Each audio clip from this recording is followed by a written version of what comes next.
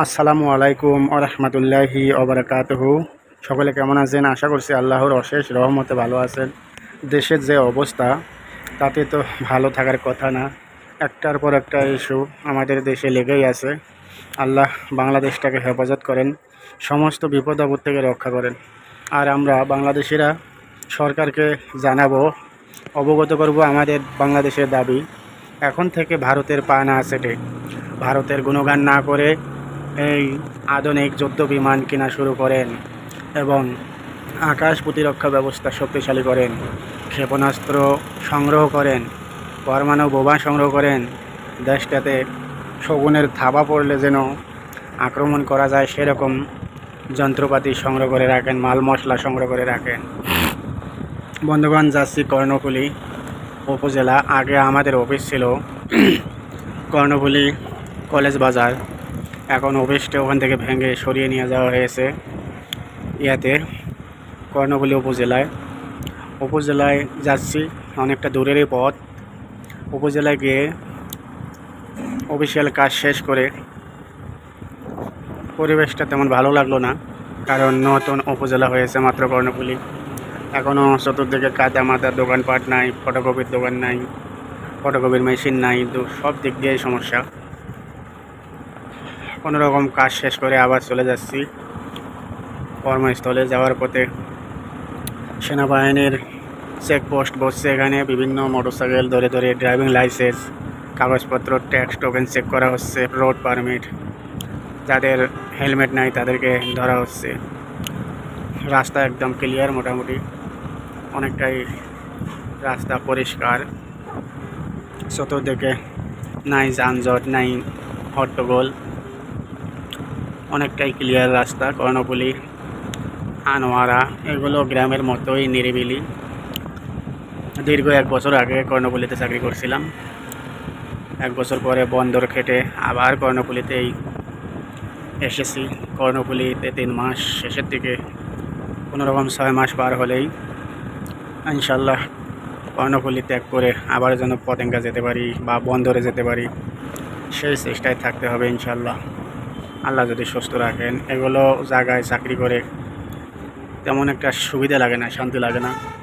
গ্রামগঞ্জের মতো এলাকা, জনবল কম।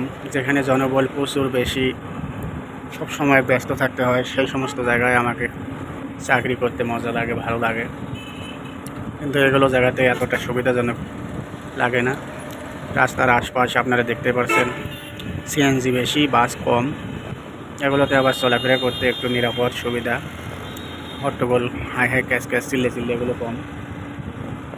এভাবেই চলছে চাকরি। তবে বন্দর পতেঙ্গার মতো এতটা সুবিধাজনক মনে হয় না। ওইদিকে বড় বড় ক্যাম্পে থাকলে, সব সময় ব্যস্ত থাকলে ভালো লাগে।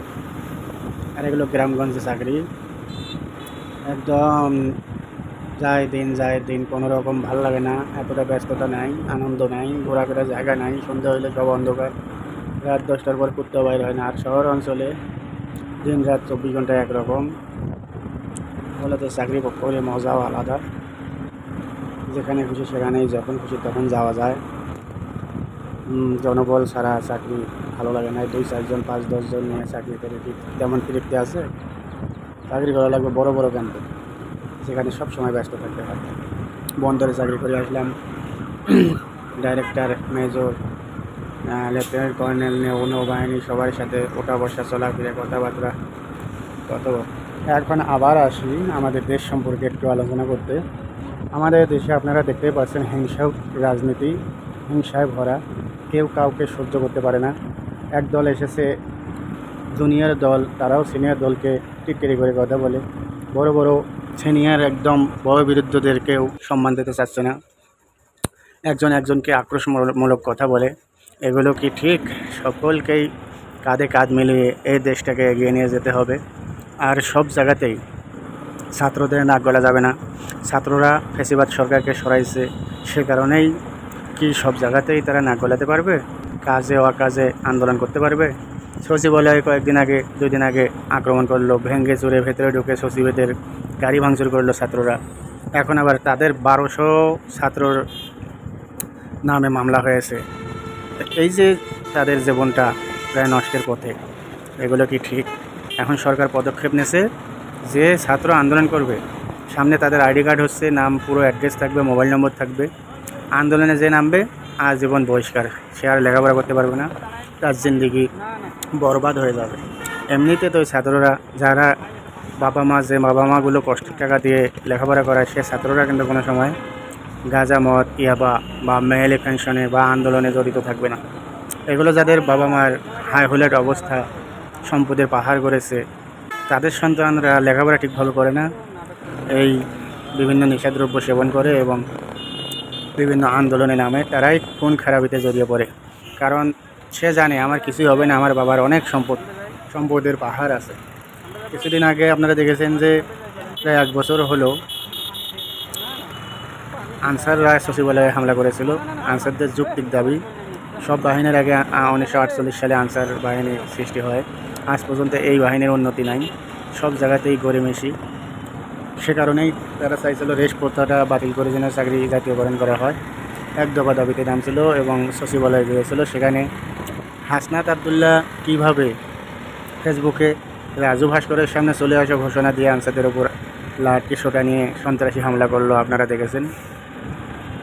এখন ছাত্ররা যে সচিবালয়ে হামলা করেছে তাদের বিরুদ্ধে কী হবে? শুধু মামলা হলেই চলবে? আনসারদের এই বাহিনীটি একবারে সর্বনাশের পথে নিয়ে গেছে হাসনাত আবদুল্লাহ একাই। হাসনাত আবদুল্লাহ যদি ওই সময় আনসারদের উপর ছাত্রদের দিয়ে আক্রমণ না করতো, তাহলে আজ এই বাহিনীটা অনেক দূর এগিয়ে যেত। আনসার বাহিনী বর্তমানে অনেক অসহায়ের মধ্যে পড়ে আছে। হাজার 5-7 হাজার আনসার ফ্রিজ হয়ে আছে। এখন রেস্ট তো উঠাই নাই, আরও 3 বছর পর 14 দিনের সতেজকরণ ট্রেনিং, এখানে অনেকে আবার বাদ পড়ে যাচ্ছে। সমস্যা আরও আগের থেকে বেড়ে গেছে একমাত্র হাসনাত আবদুল্লার কারণে। ফেসিবাদ সরকার পরে দেশে বিশৃঙ্খলা, হট্টগোল, মারামারি, কাটাকাটি, খুন, রাহাজানি, ধর্ষণ লেগেই আছে। আইনের শাসন নাই। যেখানে একটু সমস্যা হচ্ছে ছাত্ররা সেখানেই আন্দোলনে যাচ্ছে, সেখানেই গ্যাঞ্জাম হট্টগোল সৃষ্টি করছে। ছাত্রদের রাজনীতি এবং মিছিল মিটিং থেকে দূরে রাখতে হবে, তা না হলে দেশের আইন কখনো কন্ট্রোলে আসবে না।